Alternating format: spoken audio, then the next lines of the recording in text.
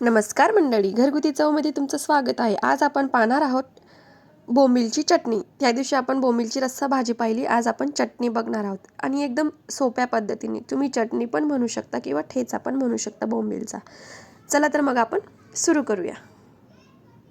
मी छोट्या साईजचे बोंबील घेतलेले, त्यांना व्यवस्थित स्वच्छ करून कापून घेतलेले आहेत. आता आपण त्यांना तव्यामध्ये टाकून घेऊ, छान असे भाजून घेऊ, काळे होईस्तोपर्यंत. छान असा वास यायला पाहिजे त्यांच्यामधून.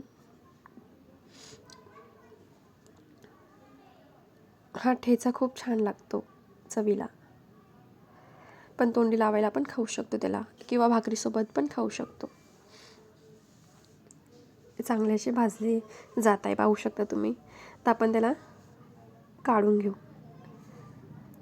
आणि त्याला एका ग्लासभर पाण्यात भिजून ठेवू 5 मिनटं. मोठा साईजचा कांदा घेतलेला आहे मी, त्याला चांगला बारीक चिरलेला आहे.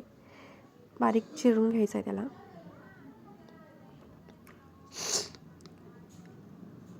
लसूण, कढीपत्ता, मिरची, थोडे शेंगदाणे घेतलेले. शेंगदाणे टाकायचे, मिरची टाकायची, लसूण, कढीपत्ता आणि आपण ते पाण्यात भिजवलेले होते 5 मिनटं बोंबील ते, आणि वरून कोथिंबीर. पण याला असं जाडसर काढून घेऊ मिक्सरमधनं. आता तव्यामध्ये तेल, जिरे तडतडू द्यायचे चांगलं. कांदे चांगले गुलाबी होईस्तोपर्यंत आपण त्यांना परतून घेऊ. आपले असे छान असे परतून झालेले आहेत. आता आपण त्याच्यात ते जे मिक्सरला काढून घेतलं आपण बोंबीलचं वाटण, ते टाकून देऊ. जाडसरच राहू द्यायचं आहे. छान असं पूर्ण त्याला मिक्स करत कांद्यांमध्ये मिक्स करून घ्यायचे. तर थोडीशी हळद, चवीनुसार मीठ.